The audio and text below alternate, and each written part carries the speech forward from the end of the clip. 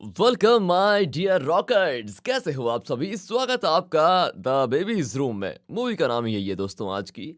शुरुआत में हम मारिया नाम की एक लड़की को देखते हैं जो अपने दोस्तों के साथ लुका छिपी खेल रही होती है।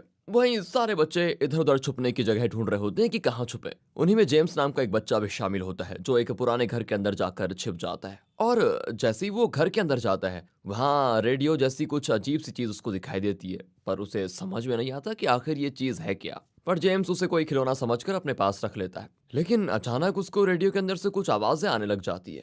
जेम्स को ऐसा महसूस होता है कि ये आवाजें ऊपर वाले कमरे से आ रही हैं जिसे ये रेडियो कैप्चर कर रहा है। इसलिए वो चेक करने ऊपर कमरे में जाता है तो वहां उसको एक जगह पानी टपकते हुए दिखाई देता है। और जैसे जेम्स जमीन पर पानी में झांकता है उसके अंदर से एक हाथ निकलकर बेचारे जेम्स को नीचे घसीट लेता है। इधर मारिया को दिखाते हैं जेम्स को ढूंढते ढूंढते काफी ज्यादा थक जाती है। तभी उसे जेम्स कहीं जाते हुए दिखाई देता है। वो उसे आवाज लगाकर रोकने की भी कोशिश करती है, लेकिन वो जरा भी रिस्पांस दिए बगैर अपना रेडियो वहीं फेंक देता है और चला जाता है। फिर मारिया उसे अपने पास रख लेती है। अब हम कई साल के बाद का सीन देखते हैं जहां मारिया बूढ़ी हो चुकी है और एक ओल्ड एज होम में रहती है। लेकिन अभी तक उसने वो रेडियो संभाल कर रखा हुआ है। और जिस ओल्ड एज होम में वो रहती है वो उसी भूतिया घर के बाजू में बना है। इसके बाद हमें उस घर को दिखाया जाता है जिसे हाल ही में एंटोनी और सोनिया नाम के कपल ने खरीदा है, क्योंकि ये घर उन्हें काफी सस्ते में मिल गया था। और फिर पैसों की कमी होने के कारण एंटोनी ने बिना घर के पास को जाने इसे खरीद लिया। इसलिए वो दोनों इस घर को रेनोवेट कर रहे होते हैं। तभी वहां पर एंटोनी की बहन आती है जो घर खरीदने की खुशी में उन्हें बधाई देती है। लेकिन घर की ऐसी हालत देखकर वो भी हैरान रह जाती है, क्योंकि अब भी ये घर किसी भूतिया हवेली से कम नहीं लग रहा था। अब रात को एंटोनी और सोनिया सारे गिफ्ट्स देख रहे होते हैं जिसे एंटोनी की बहन ने उनके बेटे मार्क के लिए दिया होता है। उसी में एक बेबी फोन भी होता है जिसे बच्चे के कमरे में रखा जाता है। अगर बच्चा रोने लगे तो दूसरे बेबी फोन के अंदर उसकी आवाज सुनाई देती है, जिससे माता पिता बच्चे की आवाज को सुनकर समझ जाते हैं कि बच्चे को कोई प्रॉब्लम है, मतलब पानी चाहिए, दूध चाहिए, वगैरह वगैरह। इसलिए एंटोनी एक बेबी फोन बच्चे के पास रखकर दूसरा अपने पास रख लेता है। अब रात को जब एंटोनी और सोनिया सो रहे होते हैं तभी सोनिया को मार्क के हंसने की आवाज आती है। ऐसा लग रहा था जैसे मार्क के कमरे में कोई है जो उसे हंसाने की कोशिश कर रहा है। ये सुनकर तो एंटोनी घबरा ही जाता है। फिर वो डंडा लिए मार्क के कमरे में जाता है ताकि उस इंसान को भगा पाए। पर कमरे में आने के बाद कोई नहीं दिखाई देता उसे। फिर एंटोनी सोचता है शायद ये मेरा भ्रम रहा होगा, वो बच्चा अपने आप ही हंस रहा होगा। अगले दिन एंटोनी को ऑफिस आने में लेट हो जाती है, क्योंकि वो कल रात हुई घटना की वजह से बहुत परेशान था। वो अपने बॉस को भी इसके बारे में बताता है कि सर, घर में कुछ इस तरह की प्रॉब्लम थी इसीलिए लेट हो गया। लेकिन उसका बॉस उसकी बात पर यकीन नहीं करता, बल्कि उसका मजाक उड़ाना शुरू कर देता है। लेकिन एंटोनी कहता है सर, मैं सच कह रहा हूँ, मैंने किसी की आवाज़ सुनी थी। इसलिए बॉस उसको गैब्रियल नाम के एक आदमी के बारे में बताता है कि अगर तुम चाहो तो उससे बात कर सकते हो, उसे पैरानॉर्मल चीज़ों का बहुत बढ़िया ज्ञान है। लेकिन एंटोनी अभी इन सब चीज़ों में नहीं पड़ना चाहता था। वो सोच रहा होता है कि शायद बेबी फ़ोन ही ख़राब होगा या फिर बच्चे को आ गई होगी हंसी। इसलिए एंटोनी मॉल आकर दूसरा बेबी फ़ोन खरीद लेता है जिसमें कैमरा तक लगा होता है। अब उसे बच्चे की आवाज़ सुनाई देने के साथ साथ उसे देख भी सकता है वो। इसलिए एंटोनी उसे मार के कमरे में सेट कर देता है। अब रात को जब एंटोनी की आंख खुलती है तो उसके पैरों तले जमीन खिसक जाती है, क्योंकि उसे बेबी फोन में मार के साथ एक डरावना आदमी दिखाई देता है जो उसके बाजू में बैठा हुआ है। इसलिए वो चाकू लेकर मार के कमरे में जाता है, लेकिन उसे फिर से कोई दिखाई नहीं देता। पर सोनिया की नजर जब बेबी फोन पर पड़ती है तो वो एंटोनी के हाथ में चाकू देखकर एकदम घबरा जाती है कि आखिर एंटोनी करना क्या चाहता है, कहीं ये मार को मार तो नहीं रहा। इसलिए वो भागकर मार के पास जाकर एंटोनी से उसको लेकर वहां से चली जाती है। अगली सुबह एंटोनी पुलिस को इसके बारे में बताता है, लेकिन वहां से उसे कोई मदद नहीं मिलती, क्योंकि घर से कुछ भी चोरी नहीं हुआ है और ना ही जबरदस्ती किसी के घर में घुसने के निशान है। इसलिए एंटोनी अब घर में एक अलार्म सिस्टम लगा देता है ताकि जो भी घर में घुसने की कोशिश करे तुरंत अलार्म बज जाए। लेकिन अगर घर के मेंबर को इस कमरे से दूसरे कमरे में जाना होगा तो उसे पहले अलार्म बंद करना होगा, उसके बाद ही वो दूसरे कमरे में जा सकता है, वरना उसकी वजह से भी अलार्म बज जाएगा। इस चीज से एंटोनी और सोनिया को थोड़ा शांति मिलती है कि शायद अब वो इंसान दोबारा हमारे घर के अंदर नहीं आ पाएगा। अगले सीन में एंटोनी जब ऑफिस में होता है तो उसके पास एक न्यूज़ प्रिंट के लिए आता है, क्योंकि एंटोनी न्यूज़पेपर एडिटर है ना, इसीलिए। उस न्यूज़ के हिसाब से आजकल आसपास के घरों में चोरी की वारदात काफ़ी ज़्यादा बढ़ गई है। चोरों का एक गैंग है जो पहले किसी के घर पर निशान लगाते हैं, फिर रात होते ही उस निशान के अनुसार उस घर में चोरी करते हैं। अब ये जानकर तो एंटोनी बिल्कुल डर जाता है, और जब वो अपने घर के पास आता है तो दरवाजे पर एक अजीब निशान दिखाई देता है उसको। उसे लगता है कि ये शायद उसी चोर गैंग का निशान है, पर अभी ये कन्फर्म नहीं था। इसलिए वो सोनिया को इसके बारे में कुछ नहीं बताता। अब कल रात की तरह इस रात भी बिना अलार्म बजे एंटोनी को मार के पास वही आदमी दिखाई देता है।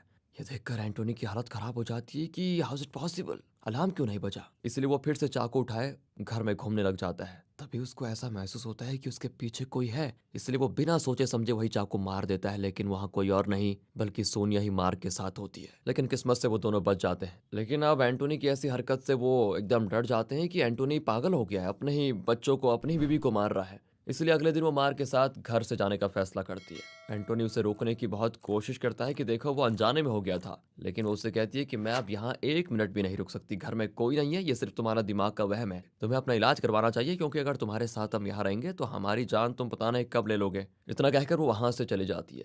तभी वहां पर मारिया आती है, जो एंटोनी से कहती है कि सोनिया तो चली गई है, अब तुम्हें भी यहाँ से चले जाना चाहिए, वरना यहीं फंस कर रह जाओगे, ये घर भूतिया है। पर वो आगे कुछ कहती, ओल्ड एज होम से एक लड़की आकर मारिया को अपने साथ लेकर जाती है और एंटोनी से कहती है कि मारिया की बातों को ज्यादा सोच में मत लेना, उसकी दिमागी संतुलन ठीक नहीं है, इसलिए वो ऐसी बातें करती रहती है। अब अगले सीन में एंटोनी जब ऑफिस से घर आ रहा होता है, तभी दरवाजे के बाहर उसको जादू टोने जैसी कोई चीज रखी हुई दिखाई देती है। ये देखकर उसे लगता है कि ये काम जरूर मारिया का होगा, इसलिए वो तुरंत उनके पास जाता है। लेकिन तब मारिया उसे पहचानने से इनकार कर देती है कि मैं तो तुमसे कभी मिली तक नहीं। एंटोनी को कुछ समझ में नहीं आता कि आखिर उसके साथ ये हो क्या रहा है, कौन कर रहा है, कहीं सच में वो पागल तो नहीं हो गया, वो ऐसा सोचता है। इसलिए वो दोबारा घर पर आता है, तभी घर के बाहर उसे कोई आदमी दरवाजे पर कुछ चीज रखते हुए दिखाई देता है। फिर एंटोनी और वहां पर मौजूद कुछ लोग उसे चोर समझकर पकड़ लेते हैं, लेकिन तब उन्हें उस आदमी के पास कुछ पैम्पलेट मिलता है जिसे वो घर के बाहर रखने आया था, इसलिए वो सभी उस आदमी को छोड़ देते हैं। अब घर आने के बाद एंटोनी जब उस बेबी फोन को देखता है, तो उसमें एंटोनी को एक लड़की दिखाई देती है जिसका शरीर काफी खून से भरा होता है। वो घर में रेंगते हुए खुद को बचाने की कोशिश कर रही होती है।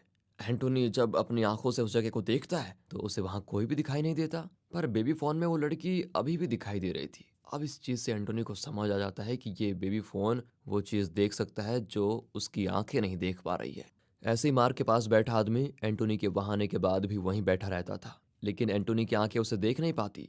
ये जानकर एंटोनी अब पूरे घर में उस बेबी फोन को लेकर घूमता है, जिससे उसे वो आदमी भी बेबी फोन में दिखाई देता है जो अपने ही बेटे को मार डालता है। इतना ही नहीं, वो लड़की जो घर में खून से सने रेंग रही थी वो भी उसी की पत्नी थी। अब ये देखकर एंटोनी की हालत खराब हो जाती है कि मैंने ये क्या देख लिया, ये घर तो सच में भूतिया है। अब एंटोनी रियल एस्टेट एजेंट के पास जाता है जिससे उसने एक घर खरीदा था। वो उसे पूछता है कि इस घर में मुझसे पहले कौन रहता था, लेकिन एजेंट बात को घुमाते हुए सिर्फ पिछले 5 साल का रिकॉर्ड दिखाता है, जिससे एंटोनी को पता चल जाता है कि इन 5 सालों में 3 लोगों ने इस घर को खरीदा है और अनजाने कारण से उन्हें ये घर छोड़कर भागना पड़ा। अब ये जानकर एंटोनी और ज्यादा घबरा जाता है कि कहीं ये घर लेने के बाद मेरा भी ऐसा हाल ना हो जाए, मैंने गलती कर दी, इस घर की मुझे अच्छे से जानकारी लेनी चाहिए थी।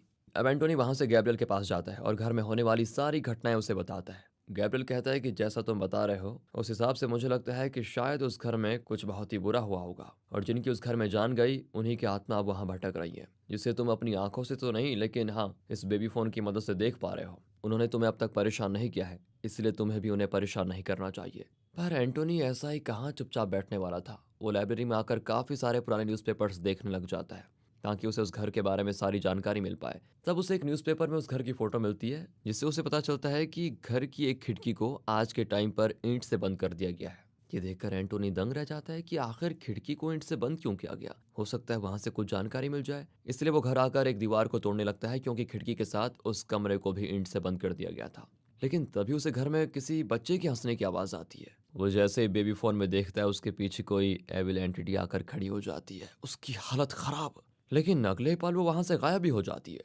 अब एंटोनी कई सारे बेबी फोन लेकर पूरे घर में सीसीटीवी की तरह लगा देता है ताकि देख सके कि असल में उसके घर में चल क्या रहा है। तब उसे उसके घर में कई सारी अजीब डरावनी पेंटिंग्स दिखाई देती है और उन्हीं पेंटिंग्स को देखते हुए वो उसी कमरे में चला जाता है जिसे बंद किया गया था। हैरानी की बात तो ये थी कि एंटोनी ने उस बंद कमरे की दीवार को ही दरवाजे की तरह खोला और फिर अंदर आया, जिससे ऐसा लग रहा था कि अब वो उसी दुनिया के अंदर चला गया है जो उसे बेबी फोन से दिख रही थी। अब वो यहाँ की चीजें बिना बेबी फोन के देख सकता है। तब उसे एक टॉय हाउस के अंदर उस अनजान आदमी का एक गुड्डा दिखाई देता है और गुड्डे वाला इंसान कोई और नहीं बल्कि एंटोनी खुद होता है।